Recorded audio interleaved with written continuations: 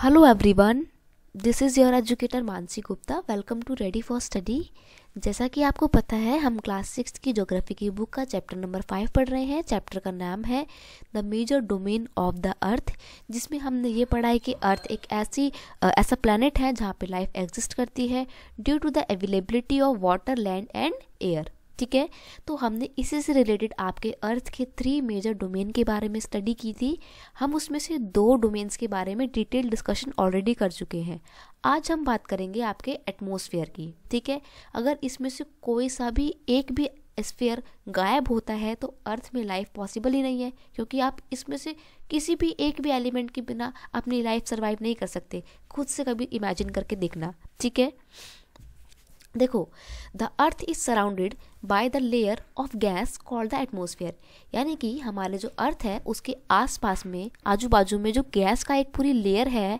Layer क्या मतलब? Gas की एक जो आसपास में एक परत जो है जमी हुई है अर्थ के आसपास, वो आपकी एटमोसफियर है। ठीक है, तो इस तरीके से आप कह सकते हो कि हमारे अर्थ को एटमॉस्फेयर ने एक कंबल की तरीके से अपने आस मतलब कंबल की तरह हमारे अर्थ को लपेटा हुआ है। ठीक है, तो हमारे अर्थ के आसपास जो एक गैस की पूरी लेयर जो मिलती है हमारे को, उसको ही हम अपना एटमॉस्फेयर कहते हैं। अब एटमॉस्फेयर हमारे लिए बहुत ज़रूरी है। कैसे ज़रूरी है? क्योंकि ये हमारे को वो एयर प्रोवाइड करता है जो हमारी लाइफ को एग्जिस्ट करने के लिए, हमारी को लाइफ को सपोर्ट करने के लिए बहुत ज़रूरी है। ठीक है, जैसे कि हमारे को ऑक्सीजन चाहिए, तो वो ऑक्सीजन कहाँ पर है? एटमॉस्फेयर में ही तो अवेलेबल है। ठीक है, और दूसरी बात, फिर ये हमारे को सन से आने वाली जो हार्मफुल रेज होती हैं उससे भी बचाता है। अब आपको ये बात समझ में नहीं आ रही होगी कि कैसे है भाई। सन की रेज तो हमारे लिए बहुत ज़रूरी है। सर्दियों के मौसम में तो हम सन की बहुत बहुत वैल्यू करते हैं, लेकिन गर्मियों के मौसम में हम उसको उतनी गालियाँ देते हैं, ये भी याद रखना। ठीक है, लेकिन कैसे सन रेज हमारे लिए हार्मफुल भी हैं, तो मैं आपको बताती हूँ। इसको समझने के लिए आपको थोड़ा सा एक चीज़ समझनी बहुत ज़रूरी है। देखो, मान लो कि यहाँ पे आपकी ये अर्थ है। ठीक है, इसको मैं आपको एक डायग्राम के थ्रू समझाऊंगी तो आपको अच्छे से समझ में आएगा। अर्थ के ऊपर एक लेयर है। ठीक है, जो लेयर आपके एटमॉस्फेयर में ही है। ओके, और यहाँ पर आपका सूरज है, सन है। ठीक है, चंद्रमा तो बहुत दूर की बात है, अभी हम सन की बात कर रहे हैं। तो सन से आने वाली जो रेज हैं, ठीक है, सन आपको ऐसे रेज देता है। सन से आने वाली जो रेज हैं जो बहुत ही हार्मफुल है, वो है एक अल्ट्रा वायलेट रेज। ठीक है, तो वो अगर अर्थ पे डायरेक्ट पड़ेंगी तो क्या होगा? अर्थ में ना क्या हो जाएगा, बहुत सारी डिजीज हो जाएंगी, स्किन डिजीज हो जाएंगी। क्यों? क्योंकि वो जो अल्ट्रा वायलेट रे है वो हमारी स्किन के लिए, ह्यूमन बॉडी के लिए बहुत ज़्यादा बेकार है। ठीक है, उससे स्किन कैंसर तक हो सकता है। अब आप बोल रहे हो कि भाई ये तो फिर बड़ी खतरनाक चीज़ है, लेकिन ध्यान रखो कि हमारे पास जो है एक लेयर है, और उस लेयर का नाम है ओजोन लेयर। वो ऐसी लेयर है जो सन से आने वाली हार्मफुल रेज से हमारे को प्रोटेक्ट करती है। कैसे? क्योंकि सन से आने वाली जो हार्मफुल रेज हैं वो इस लेयर से छन जाती हैं, और छनने के बाद जो अच्छी बची कुची लेयर होती है वो हमारे अर्थ तक पहुंचती है। ठीक है, और जितना भी उसके अंदर के जितने भी हार्मफुल एलिमेंट्स होते हैं वो ऊपर ही छन जाते हैं। ठीक है, तो इस तरीके से हम कह सकते हैं कि ओजोन लेयर जो है हमारे लिए एक बहुत अच्छा काम करती है, और वो कहाँ पर है? एटमॉस्फेयर में है। तो एक तरीके से देखा जाए तो एटमॉस्फेयर ही तो है जो हमारी हेल्प कर रहा है हमारे को सन की हार्मफुल रेज से बचाने में। ठीक है, एक और एटमॉस्फेयर का एक और बहुत अच्छा प्रॉफिट है। वो कैसे प्रॉफिट है देखो, हम बताते हैं कैसे हमारे लिए बहुत इंपॉर्टेंट है। इसको भी समझने के लिए आपको मैं एक डायग्राम बना के समझाती हूँ। देखो, ये आपका सन है। ठीक है, और यहाँ पे आपकी अर्थ है। अर्थ के आसपास में आपका एटमॉस्फेयर होता है, जैसा कि आपको पता है। ठीक है, अब सन से आने वाली जो भी रेज हैं वो अर्थ तक तो पहुंच गई, लेकिन क्या आपको पता है कि वो वापस भी पहुंच जाती हैं, वापस ऊपर डाइवर्ट हो जाती हैं। क्योंकि अगर सन अपनी रेज अर्थ तक देता रहेगा तो सन, हमारी जो अर्थ है वो तो बहुत गर्म हो जाएगी, है ना। अगर वो सन से आने वाली रेज हैं वापस नहीं जा पाएंगी तो क्या होगा? हमारी जो अर्थ है वो तो जल जाएगी बिल्कुल सन से आने वाली रेज से, क्योंकि सन जो भी हमारे को रेज देता है वो तो काफ़ी गर्म होती है, तभी दिन के टाइम पे बहुत गर्मी होती है। ठीक है, क्यों? क्योंकि सूरज से आने वाली जो रोशनी है वो क्या होती है? बहुत ही हीट प्रोवाइड करती है हमारे को। ठीक है, और इसीलिए सन जो मतलब हमारे लिए जो है हीट का एकमात्र सोर्स क्या है? सन है आपका। ठीक है, अब देखो, दिन में आपने देखा होगा कि नॉर्मल रहता है टेम्परेचर, मतलब बहुत ही गर्माहट बनी रहती है एटमॉस्फेयर में, लेकिन रात में क्या होता है, रात में टेम्परेचर ठंडा हो जाता है, कम हो जाता है। क्यों हो जाता है, उसके पीछे रीज़न ये है कि हमारे को जो है हीट नहीं दे पा रहा है सन हीट में हमारे को सिर्फ दिन में देता है। अब देखो सन से आने वाली जितनी भी रेज हैं सारी वापस चली जाती हैं, डाइवर्ट होकर वापस चली जाती हैं, लेकिन कुछ जो है वो रेज अंदर ही रह जाती है। कैसे, क्योंकि हमारे आसपास का जो एटमॉस्फेयर है ना, उन रेज को अर्थ में ही टैप करके रखता है, यानी कि बचा के रखता है। क्यों बचा के रखता है, मान लो सोचो अगर सारी की सारी रेज वापस आई और चली गई तो रात में तो हमारे आसपास बहुत ठंडा हो जाएगा मौसम, ठीक है, और फिर आप तो जम जाओगे ठंड में, है ना, सोते ही रह जाओगे ठंड की वजह से, उठोगे ही नहीं, जम जाओगे क्योंकि आप, ठीक है। इसीलिए एटमॉस्फेयर जो है हमारी थोड़ी सी सहायता करते हुए सन से आने वाली जो रेज हैं उनको थोड़ा सा बचा के रखता है हमारे लिए, ताकि टेम्परेचर जो है वो नॉर्मल बना रहे, ठीक है। तो तापमान को स्थिर करने में भी हमारा जो एटमॉस्फेयर है वो बहुत इंपॉर्टेंट रोल प्ले करता है, इसलिए हमारे लिए बहुत ज़रूरी है, ठीक है। अब देखो नेक्स्ट पॉइंट क्या है, नेक्स्ट पॉइंट कह रहा है आपका कि the atmosphere extended up to the height of 1600 kilometre. इसका मतलब ये है कि अर्थ के सरफेस से 16 किलोमीटर तक आपका जो है एटमॉस्फेयर एक्सपेंड करता है, फैला हुआ है, ठीक है। The atmosphere is divided into 5 layers. जो हमारा एटमॉस्फेयर है ना उसको हम 5 लेयर्स में 1 2 3 4 और 5 लेयर्स में जो है डिवाइड करते हैं। अब देखो वो कौन कौन सी लेयर्स हैं उसको समझने के लिए मैं आपके लिए एक डायग्राम लेके आई हूँ। देखो यहाँ पर देखो, आपकी पहली लेयर होती है ट्रोपोस्फियर। ये वो लेयर होती है जो अर्थ के बिल्कुल सरफेस से ही स्टार्ट हो जाती है और ऑलमोस्ट हम लोग जो रहते हैं, जो सांस वास लेते हैं, जो वो सब कुछ ट्रोपोस्फियर से ही रिलेटेड है, ठीक है। फिर आपका आता है स्ट्रेटोस्फियर, देन आपका मीजोस्फियर है, फिर आपका थर्मोस्फियर है और फिर आपका एक्सोस्फियर है। तो साइंटिस्ट वगैरह जो भी सैटेलाइट लॉन्च करते हैं वो आपकी एक्सोस्फियर में ही जाती है, ठीक है। और जो प्लेन, एरोप्लेन, हेलीकॉप्टर वगैरह उड़ते हैं वो ट्रोपोस्फियर में ही उड़ते हैं। और अगर बात की जाए ओजोन लेयर की तो वो कहाँ पर है, तो देख रहे हो ना, आपके स्ट्रेटोस्फीयर और ट्रोपोस्फियर के बीच में आपकी ओजोन लेयर लाई करती है, ठीक है। ये वही लेयर है जो हमारे को सन से आने वाली हानिकारक अल्ट्रावायलेट रेज से बचाती है, ओके। अब देखो जो आपने स्टार देखते हो ना, बड़े प्यारे से आपको चांद सितारे दिखते हैं, वो आपके मीजोस्फीयर में है, ओके। और ये सारी की सारी 5 की 5 लेयर्स जो हैं वो 1600 किलोमीटर तक एक्सपैंड करती हैं अर्थ के सरफेस से। अब देखो जो हमारा एटमॉस्फेयर है वो हमारे लिए कैसे इंपॉर्टेंट है, एक और तरीका है, एक और पॉइंट है कि हम उसको कह सकते हैं वो हमारे लिए बहुत इंपॉर्टेंट है। क्यों, क्योंकि वो हमारी लाइफ को सपोर्ट करने वाली हमारे को गैसेस प्रोवाइड करता है। कैसे, हमारे को ऑक्सीजन चाहिए ना, ऑक्सीजन कहाँ से मिलती है हमारे को, ऑक्सीजन हमारे को मिलती है हमारे एटमॉस्फेयर से। अगर हमारे एटमॉस्फेयर में ऑक्सीजन नहीं होगी तो हम जिंदा कैसे रहेंगे, नहीं रह पाएंगे ना जिंदा। थोड़ा सा इसको बड़ा करते हैं, चीज़ें क्लियर हो जाएंगी। हाँ देखो, atmosphere is composed mainly of nitrogen and oxygen which make up about 99% of the clean dry air. देखो हमारे एटमॉस्फेयर में सबसे ज़्यादा कौन सी गैस है, नाइट्रोजन है। लगभग 78% जो है वो नाइट्रोजन है, 21% ऑक्सीजन है, बाकी यानी कि 99% यही दोनों गैसेस हो गई। बाकी का जो 1% बचा उसमें सारी आपकी आलतू फालतू की गैसेस हो गई, जैसे कि कार्बन डाइऑक्साइड हो गई, कार्बन मोनोऑक्साइड हो गई, आर्गन हो गई, या जो भी अदर गैसेस होती हैं वो आपकी 1% के अंदर आती हैं, ओके।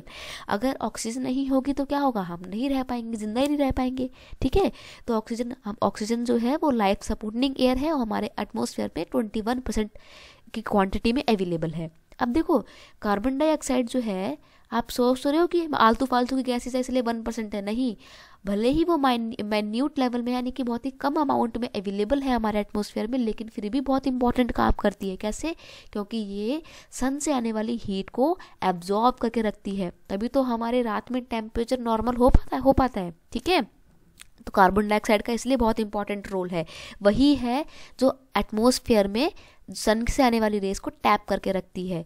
लेकिन ग्लोबल वार्मिंग बढ़ रही है। क्यों बढ़ रही है? क्योंकि कार्बन डाइऑक्साइड की मात्रा जो है धीरे धीरे बढ़ती जा रही है। इसकी वजह से क्या हो रहा है कि सन से आने वाली जो रेज है ना वो एटमॉस्फेयर में मतलब हमारे अर्थ तक तो आ जाती हैं लेकिन वापस नहीं जा पाती हैं जितनी भी आती हैं। तो उससे क्या हो रहा है कि सन से आने वाली डायरेक्ट जो हीट है ना वो ज़्यादा से ज़्यादा क्वांटिटी में अर्थ के कंबल के अंदर ही रह जाती है, मतलब एटमॉस्फेयर के अंदर ही रह जाती है। इसीलिए हमारी अर्थ जो है उसका टेम्परेचर दिन पे दिन बढ़ता जा रहा है। तो कार्बन डाइऑक्साइड अच्छी तो है लेकिन अगर इसका लेवल बढ़ जाए तो ये हमारे लिए बहुत खतरनाक भी हो सकता है। जैसे कि आप देख रहे हो ग्लोबल वार्मिंग बढ़ती जा रही है और ग्लोबल वार्मिंग से संबंधित जितनी भी प्रॉब्लम्स हैं वो भी बढ़ती जा रही हैं। अब आप मेरे को कमेंट सेक्शन में ये बताओगे कि ग्लोबल वार्मिंग से जो भी प्रॉब्लम्स होती हैं हमारी अर्थ में वो क्या क्या होती हैं, तो मुझे इसका आंसर आप कमेंट सेक्शन में लिख के बताइएगा, ठीक है। अब देखो, it is also essential for the growth of plant. क्या एसेंशियल है हमारे प्लांट्स की ग्रोथ के लिए? Carbon dioxide. क्योंकि आपको मैंने बताया है कि जो हमारा फोटोसिंथेसिस का प्रोसेस होता है वो कहाँ टेक प्लेस करता है? अर्थ में टेक प्लेस करता है। और जो हमारे प्लांट पे खाना बनाने का जो प्रोसेस है फोटोसिंथेसिस का कैसे टेक प्लेस करता है? क्योंकि कार्बन डाइऑक्साइड हमारे आसपास एटमॉस्फेयर में जो है उपस्थित है और कार्बन डाइऑक्साइड को यूज़ करके ही प्लांट अपने लिए खाना बनाते हैं, ठीक है। अब देखो, यहाँ पर आपको कुछ चीज़ों को समझना बहुत ज़रूरी है। जैसे कि देखो, the density of atmosphere varies with the height.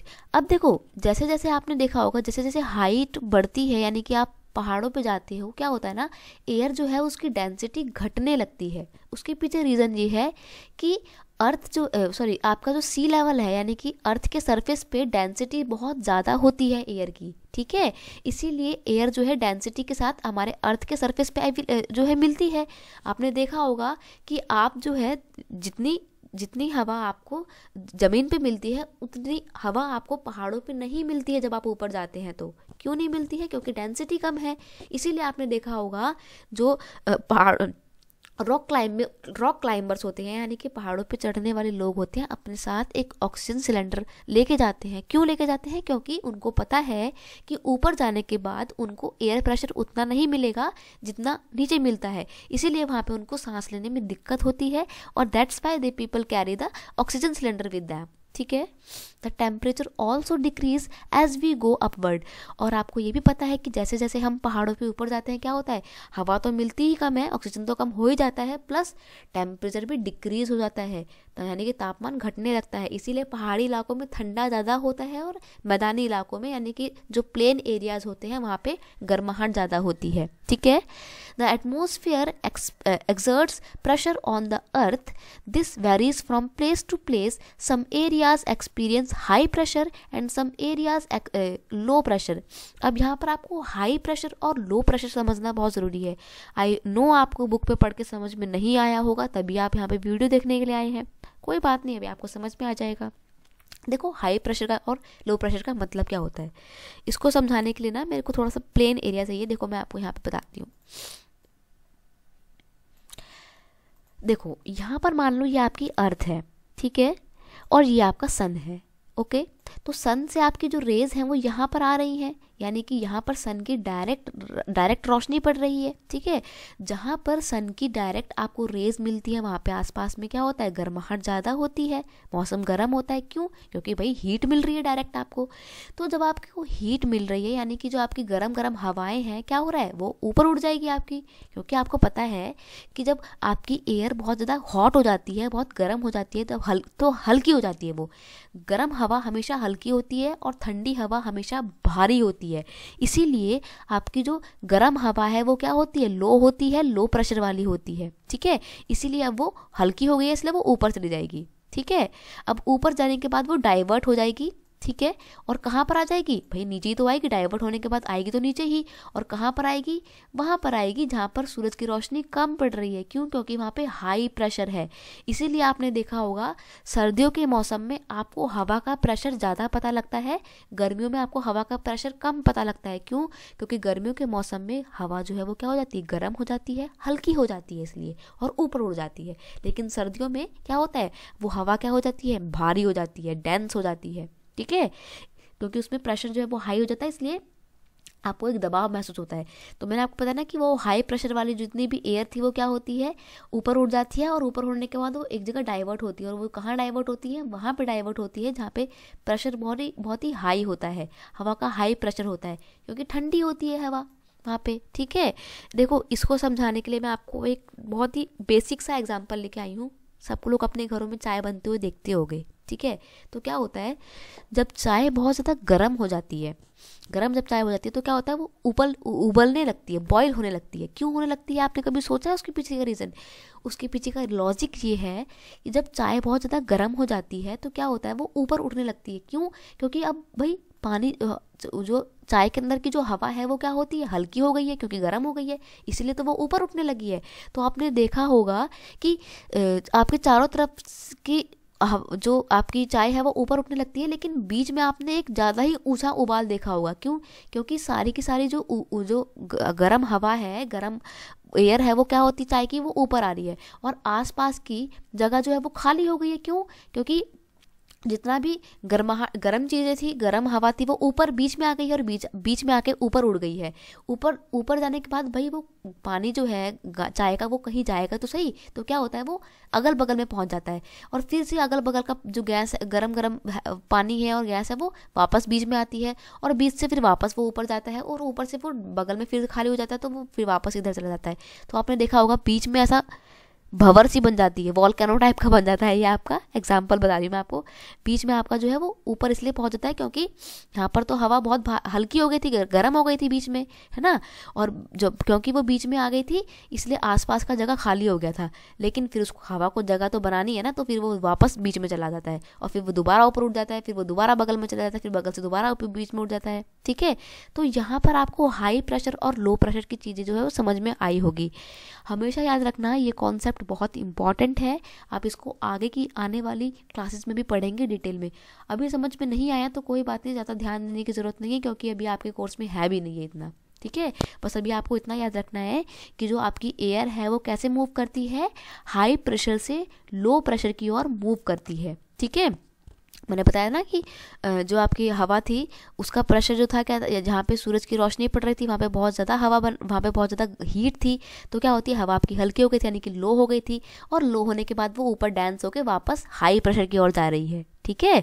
तो ये देखा था ना आपने, वो लो प्रेशर वाली आपकी हवा ऊपर उठी और कहाँ पे गई थी, डेंस एरिया में, यानी कि जहाँ पर हवा का प्रेशर ज़्यादा था, ठीक है। तो हम देखते हैं कि लो से हाई की तरफ आपकी हवा, हाई से लो की तरफ आपकी जो हवा है वो गई थी, ठीक है।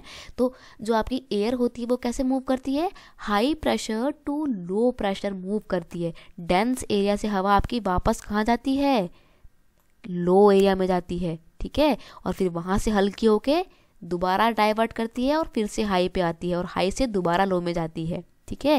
वैसे ही चाय का पानी बीच में आता है क्योंकि बहुत ज़्यादा गर्म हो गया है, लेकिन फिर आसपास में खाली हो जाता है, तो भाई गैस को तो जगह बनानी पड़ेगी ना, तो वो दोबारा इधर जाती है, दोबारा ऊपर उठती है, दोबारा इधर जाती है। तो यही आपका जो है लाइफ का एयर का कॉन्सेप्ट है, जो आपको समझना बहुत ज़रूरी है। तो बस अभी आपको इतना याद रखना है कि जो आपकी एयर है वो हाई प्रेशर से लो प्रेशर की ओर मूव करती है और इसीलिए हवा चलती है, जिसको हम विंड बोलते हैं, ठीक है। तो बस आज का ये हमारा वीडियो लेक्चर इतना ही था। आई होप आपको ये एटमॉस्फेयर वाला पूरा पोर्शन समझ में आया होगा और आपको इम्पोर्टेंस पता लगी होगी कि कैसे हमारे लिए एटमॉस्फेयर बहुत ज़रूरी है हमारी लाइफ को सपोर्ट करने के लिए, ठीक है। अगर ये नहीं होगा तो आपकी लाइफ भी अर्थ में एग्जिस्ट नहीं करेगी। ये बहुत ही मेजर कॉम्पोनेंट है हमारी अर्थ में लाइफ को सपोर्ट करने का, ठीक है। तो इसी के साथ हमारे अर्थ के जो मेजर 3 डोमेन थे वो कवर होते हैं। अब हम नेक्स्ट वीडियो लेक्चर में आपका बायोस्फीयर पढ़ेंगे, वो भी बहुत इंपॉर्टेंट है। बेसिकली लाइफ तो हमारी वहीं पर होती है, ठीक है, और वो कैसे होती है वो हम अगले लेक्चर में जानेंगे। तो अगर आपको ये आज का वीडियो अच्छा लगता है तो इसे अपने दोस्तों के साथ भी शेयर कीजिए, वीडियो को लाइक कीजिए और कमेंट करके बताना, और जो क्वेश्चन मैंने पूछा है उसका आंसर मेरे को कमेंट सेक्शन में ज़रूर देना, ठीक है। और अगर आप इस चैनल पर नए हो तो सब्सक्राइब करना मत भूलना, साथ ही साथ बेल आइकन भी प्रेस कर लेना, ताकि इस चैप्टर के आगे की जो कमिंग वीडियो है उसका आपको नोटिफिकेशन जल्दी से जल्दी मिल जाए। मिलते हैं नेक्स्ट वीडियो में बायोस्फीयर के साथ, तब तक के लिए thank you so much, bye bye, God bless you.